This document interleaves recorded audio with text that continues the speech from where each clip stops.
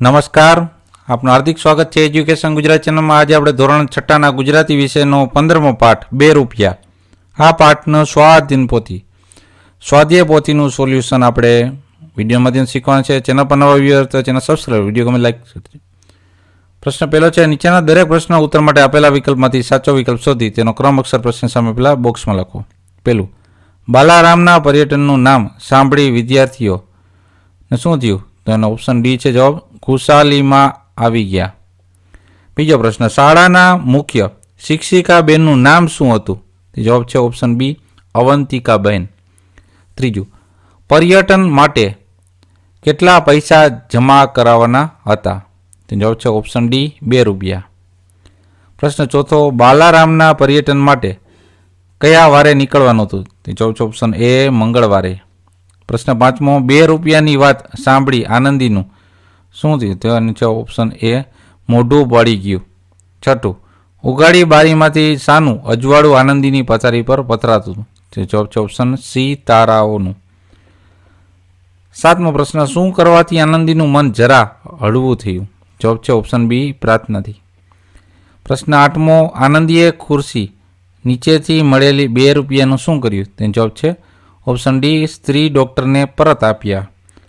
પ્રશ્ન 9, સ્ત્રી ડૉક્ટરે આનંદીને શાનું ઇનામ આપ્યું? તેનો જવાબ છે ઓપ્શન એ, પ્રામાણિકતાનું. પ્રશ્ન બીજો, કૌંસમાં આપેલા શબ્દોમાંથી યોગ્ય શબ્દ પસંદ કરી ખાલી જગ્યા પૂરો. પહેલી ખાલી જગ્યા, 3જા ધોરણમાં ભણતી આનંદી તો બહુ જ ખાલી જગ્યા ગઈ, તો એ છે હરખાઈ. બીજું, આનંદીના પિતા આખો દિવસ અર્થ વગરનો ખાલી જગ્યા કર્યા કરતા, તો બબડાટ. ત્રીજી ખાલી જગ્યા, આનંદીનું કુટુંબ એક મંદિરના ખાલી જગ્યામાં આવેલ ઓરડીમાં રહેતું, તો ચોગાન. ચોથું, આનંદી સમજતી હતી કે 2 રૂપિયાની વાત જાણી બા બિચારી ખાલી જગ્યા બાળશે, તો એ છે જીવ. પાંચમી ખાલી જગ્યા, આનંદી ખાલી જગ્યામાં કદી બેઠી નથી, તો એ કે આગગાડી. છઠ્ઠી ખાલી જગ્યા, ભગવાનને સાચા દિલથી યાદ કરીએ તો અણીના વખતે તે ખાલી જગ્યાની બહાર આવે, તો ભક્તના. સાતમી ખાલી જગ્યા, ડૉક્ટરની હોય કે કદાચ કોઈ ખાલી જગ્યાની પરાણે એકઠી કરેલી પૂંજીમાંથી પણ નોટ હોય, તો ગરીબ ગુરબા. આઠમી ખાલી જગ્યા, ચોરી કરું તો ભગવાન જરૂર ખાલી જગ્યા થાય, તો નારાજ. નવમી ખાલી જગ્યા, મળેલા 2 રૂપિયા રાખવા કે નહીં તે અંગે આનંદીના મગજમાં ખાલી જગ્યા ચાલતી, તો ગળ મથલો. પ્રશ્ન ત્રીજો, આપેલા પાત્રો દ્વારા બોલાયેલા 2 વાક્યો પાઠમાંથી શોધીને લખો.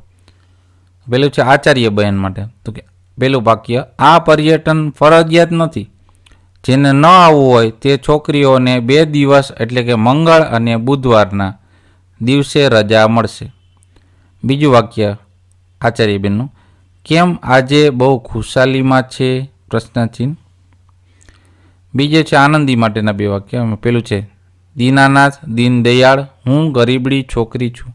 અને બીજું વાક્ય છે, 2 રૂપિયા ગમે તે રીતે અપાવે તો હું પ્રભુ તારો ઉપકાર નહીં ભૂલું. ત્યારબાદ ડૉક્ટરના 2 વાક્ય છે. પેલું વાક્ય, આનંદી, પેલી મંગુબાઈ હમણાં આવીને કહેતી હતી કે એની 2 રૂપિયાની નોટ ખોવાઈ ગઈ છે, તને જડી છે આનંદી? એમ પ્રશ્ન પૂછ્યો ડૉક્ટરે. બીજું, તું સાચું બોલીને એનું ઇનામ. પ્રશ્ન ચોથો, નીચેના પ્રશ્નો ઉત્તર એક વાક્યમાં લખો. પહેલો પ્રશ્ન, મુખ્ય શિક્ષિકાએ વિદ્યાર્થીઓને પર્યટનમાં સાથે શું લઈ જવાનું કહ્યું? તે જવાબ છે, મુખ્ય શિક્ષિકાએ વિદ્યાર્થીઓને પર્યટનમાં એક શેતરંજી, 1 ટંકનું ભાથું અને પાણી સાથે લઈ જવાનું કહ્યું.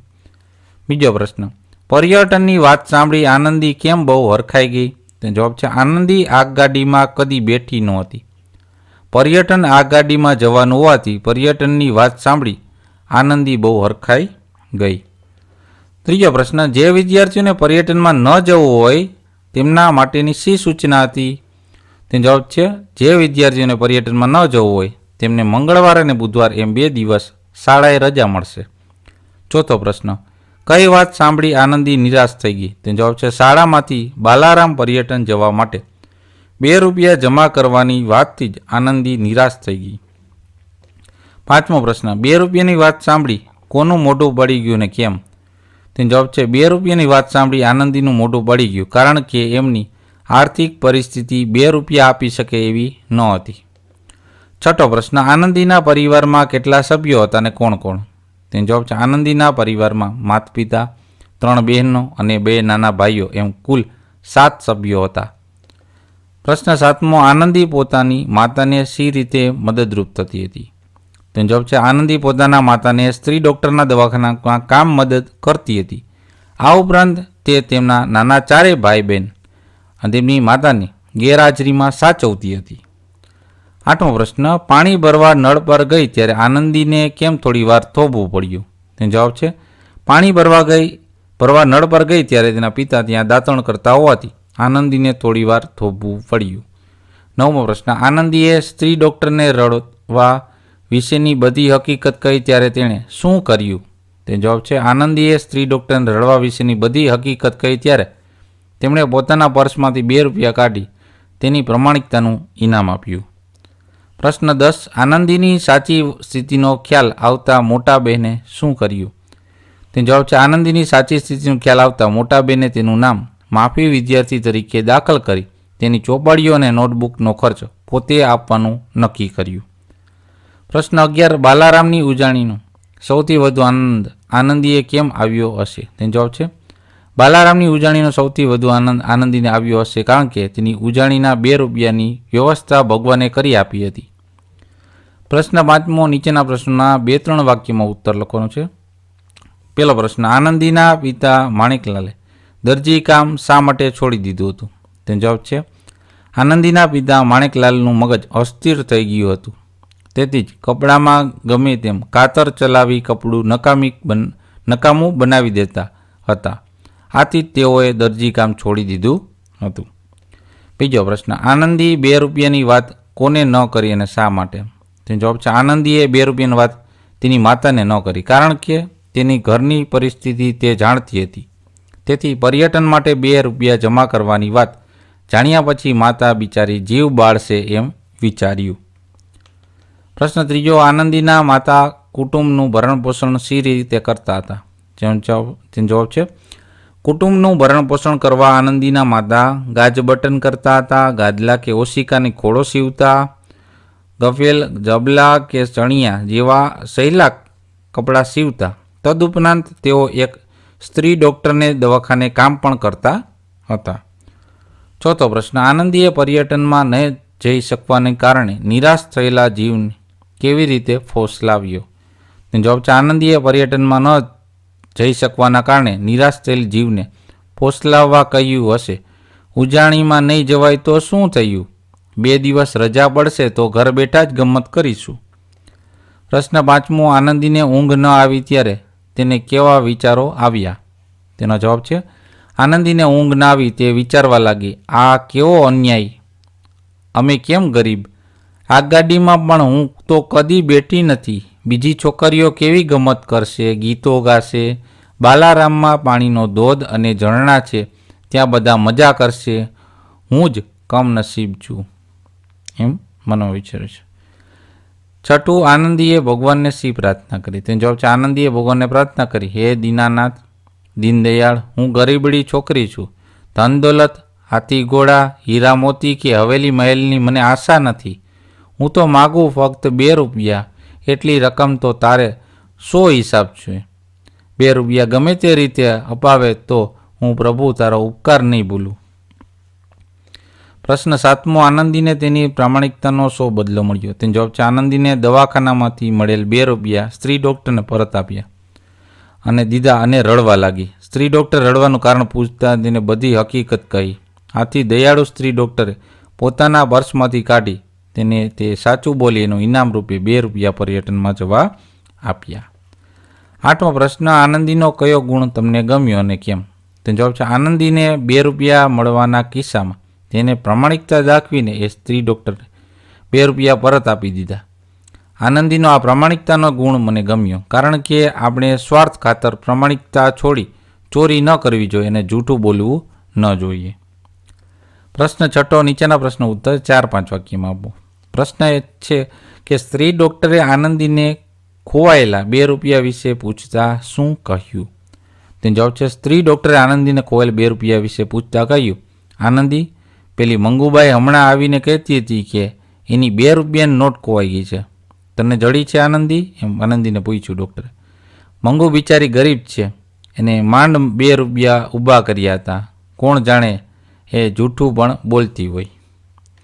પ્રશ્ન 8. વાક્ય ટુકડા ભેગા કરી અર્થપૂર્ણ વાક્ય બનાવે છે. તો પહેલું વાક્ય આ રીતના બનશે, ડૉક્ટરની ખુરશી નીચે 2 રૂપિયાની એક નોટ પડી હતી. બીજું, પર્યટનનું નામ સાંભળી વિદ્યાર્થીનીઓ ખુશાલીમાં આવી ગઈ. ત્રીજું, આનંદીના ઘરમાં સૌ ઊંઘી ગયા હતા. ચોથું, 2 રૂપિયાની વાત સાંભળી આનંદીનું મોઢું પડી ગયું. પાંચમું, બાલારામ અમદાવાદથી બહુ દૂર તો નથી. પ્રશ્ન 9. જેટલા વિકલ્પ યોગ્ય લાગે એની આગળ રાઈટ કરો. તો પેલું છે આનંદીનું ઓશીકું ભીંજાવા લાગ્યું. તો સાચો વિકલ્પ છે આનંદી ખૂબ જ રડી, એની સામે રાઈટ કરવાનું. બીજું, આનંદીના પગે પાંખો આવી. તો વિધાન કયું સાચું થશે? આનંદીને પ્રવાસે જવાનું નક્કી થતાં રાજી થઈ ગઈ. ત્રીજું, આનંદીના મગજમાં ગડમથલ ચાલી એટલે આનંદી મનોમંથન કરવા લાગી. વાક્ય સાચું આવશે. પ્રશ્ન 10. ઉદાહરણ મુજબ આપેલા શબ્દોના વાક્ય બનાવી લખો. પેલું, હસતી હસતી. તો મારી બહેનને પ્રતિયોગિતામાં પ્રથમ ક્રમાંક મળ્યો હોવાથી તે હસતી હસતી ઘરે આવી. બીજું છે કૂદતી કૂદતી. તો પરીક્ષાની બધી તૈયારીઓ થઈ ગઈ હોવાથી માનુષી કૂદતી કૂદતી શાળાએ ગઈ. ત્રીજું છે ફરતી ફરતી. તો રાધા શાળાએથી છૂટ્યા બાદ બજારમાં ફરતી ફરતી ઘરે ગઈ. ચોથું છે રમતી રમતી. તો કિયારાએ તેનું ગૃહ કાર્ય રમતી રમતી કરે છે. પાંચમું છે ઉડતી ઉડતી. તો એક દિવસ ચકલી ઉડતી ઉડતી અમારા ઘરમાં આવી ગઈ. પ્રશ્ન 11મો, નીચેના વિરામચિહ્નોનો ઉપયોગ થયો હોય એવું વાક્ય પાઠમાંથી શોધવાનું છે અને બીજું એક વાક્ય તમે લખો. પેલું છે પૂર્ણ વિરામ. તો પાઠનું વાક્ય આ રીતના છે, પર્યટનનું નામ સાંભળી વિદ્યાર્થીનીઓમાં ખુશાલી આવી ગઈ. પૂર્ણ વિરામ. અને તમારું વાક્યમાં આવશે, કોઈની મળેલી વસ્તુ તેને પરત કરવી આપણી નૈતિક ફરજ છે. પૂર્ણ વિરામ. બીજું છે પ્રશ્ન ચિહ્નવાળું. તો પાઠનું એક વાક્ય છે, હશે ઉજાણીમાં નહીં જવાય તો શું થયું? પ્રશ્નાચિહ્ન. તમારું વાક્યમાં આવશે, નિલેશ તે આજનું ગૃહ કાર્ય કરી લીધું? પ્રશ્નાચિહ્ન. પછી ઉદ્ગાર ચિહ્નવાળું પાઠનું વાક્ય, હું તો માગું ફક્ત 2 રૂપિયા, એટલી રકમ તો તારે 100 હિસાબ છે? ઉદ્ગાર ચિહ્ન.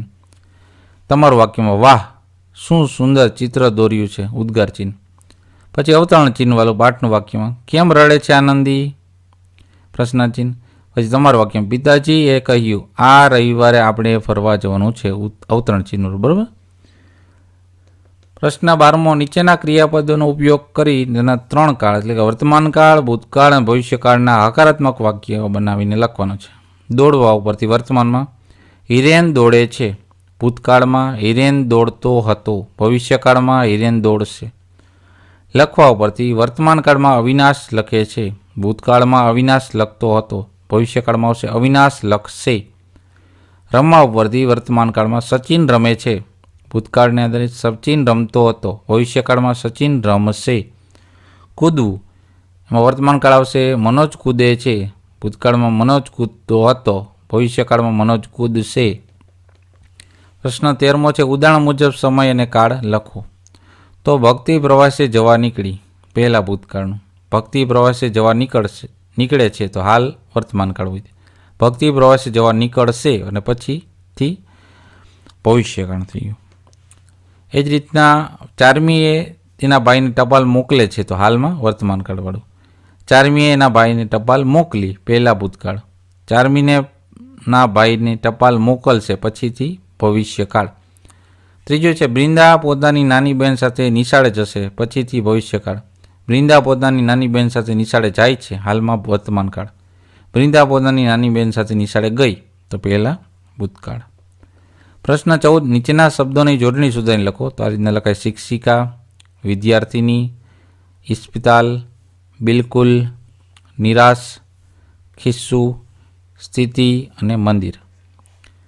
પ્રશ્ન 15 છે, નીચેના શબ્દોના 2 સમાનાર્થી શબ્દ લખો. તો ઉપકારનું થશે મદદ, સહાય. છેકનું થશે તદ્દન અને સાવ. બિલકુલ થશે સંપૂર્ણત અથવા તો સાવ. ઉમંગનું થશે આનંદ અથવા હર્ષ. પરાણીનું થશે મહા મહેનતે અથવા માંડ માંડ. ઇનામનું થશે બક્ષિસ અથવા ભેટ. ગળમથલનું થશે મહેનત અથવા મથામણ. પર્સનું થશે પાકીટ અથવા બટવો. પ્રશ્ન 16. નીચેના શબ્દોના વિરુદ્ધાર્થી શબ્દ લખો. તો હરખનું શોખ, અસ્થિરનું સ્થિર, નકામનું કામનું, મોંઘવારીનું સોંઘવારી, ઉનાનું ઠંડા, શાંતિનું અશાંતિ, ઉપકારનું ઉપકાર, નારાજીનું રાજી, હમણાંનું પાછી અને ગરીબનું તવંગર. પ્રશ્ન 17. નીચેના શબ્દ સમૂહ માટે એક શબ્દ લખો. પહેલું, મુસાફરી કે કામના સ્થળે સાથે લીધેલું ખાવાનું એને કહેવાય ભાથું. બીજું, લુગડા સીવવાનો ધંધો કરનાર એને કહેવાય દરજી. ત્રીજું, સ્થિર નહીં તેવું અસ્થિર. ચોથું, અર્થ વગરનું નિરર્થક. પાંચમું, વગર વિચારે અર્થહીન બોલવું તે બબડાટ. છઠ્ઠું, ઉપયોગ વિનાનું નકામું. સાતમું, ગાદી તકિયા વગેરેનું ઉપલું પડે ને કે ખોડ. આઠમું, વન મંદિર ઇત્યાદિ સ્થળે નાસ્તા પાણી કે જમણ સાથે થતી ઉજવણી વનભોજન મિજબાનીને કહેવાય ઉજાણી. નવમું, એક જાતનું રંગીન કે ભાતીગળ પાતળનું કે શેતરંજી. પ્રશ્ન 18. નીચેના રૂઢિપ્રયોગનો અર્થ આપીને વાક્યમાં પ્રયોગ કરો. પહેલું, હૈયું ભારે થવું એનો અર્થ છે દુઃખનો અનુભવ કરવો. વાક્ય, અસ્મિતાને ચાવીવાળું રમકડું લેવું હતું પણ પિતાજીએ એને ના પાડતા એનું હૈયું ભારે થઈ ગયું. બીજું, રમત વાત ન હોય તો સહેલું કામ ન હોવું. વાક્ય, વૃદ્ધ માણસ માટે ગિરનાર ચડવો એ રમત વાત નથી. ત્રીજું, મોઢું બળી જવું, ઉદાસ થઈ જવું. વાક્ય, પસંદ કરેલા શર્ટની કિંમત સાંભળીને મહેશનું મોઢું પડી ગયું. ચોથું, જીવ બાળવો તો ચિંતા કરવી. વાક્ય, અશોકને હોસ્ટેલમાં જમવાનું સારું નહોતું મળતું તેથી તેની બા જીવ બાળતી હતી. પાંચમું, વહારે આવવું એટલે કે મદદ કરવી. વાક્ય, મુશ્કેલીના સમયે શેઠ રોહિતના વહારે આવ્યા. છઠ્ઠું, મન હળવું થવું તો શાંતિ થવી. વાક્ય, ચિંતાના સમયે ભગવાનની પ્રાર્થના કરવી આપણું મન હળવું થાય છે. સાતમું, પગને પાંખું આવી એટલે કે ઉત્સાહમાં આવી જવું. વાક્ય, પિતાએ મામાના ઘરે જઈને એવું કહેતા જ નિરાલીના પગમાં પાંખું આવી. પ્રશ્ન 19. નીચેના શબ્દોને શબ્દકોશના ક્રમમાં ગોઠવો. તો આ 4 શબ્દ છે એમાં પહેલું આવશે જવાબમાં અમદાવાદ, પછી અવાજ, આગગાડી ને શેતરંજી. બીજાના જવાબમાં આવશે છોકરી, દિવસ, ફરજિયાત ને રજા. ત્રીજાના જવાબમાં આવશે મગજ, મંગળવાર, માણેકલાલ ને મોટું. પ્રવૃત્તિઓમાં આપેલ વાક્યો કોણ બોલી શકે લખો. પહેલું વાક્ય, આપણે બાલારામ રાત્રિ રોકાણ કરવું પડે તેમ છે તો શાળાના મુખ્ય શિક્ષિકા અવંતિકાબેન કહે છે. બીજું, આપણે આગગાડીમાં બેસી પ્રવાસે જવાનું છે તે કોણ કહે છે તો કે શાળાના મુખ્ય શિક્ષિકા અવંતિકાબેન. ત્રીજું, પર્યટનમાં જે નહીં જોડાય તેમને રજા રહેશે તે કોણ કહે છે શાળાના મુખ્ય શિક્ષિકા અવંતિકાબેન. ચોથું, અરે આ પર્યટનમાં હું પણ જઈ શકું તો કેવું એ આનંદી કહે છે. પાંચમું, અરે બેટા આજે તું ઉદાસ કેમ છે આનંદીના માતા કહે છે. છઠ્ઠું, મારે પણ આ ગાડીમાં બેસવું છે આનંદી કહે છે. સાતમું, લે આનંદી આ 2 રૂપિયા તું રાખ ડૉક્ટર કહે છે. કેમ આનંદી આજે તો બહુ જ ખુશ છે ને મોટા બેન કહે છે. તો આપણે આ પાઠના સ્વાધ્યાય પોથીના સોલ્યુશન જોતા રહો એજ્યુકેશન ગુજરાત ચેનલ, શીખતા રહો. થેન્ક યુ, આભાર.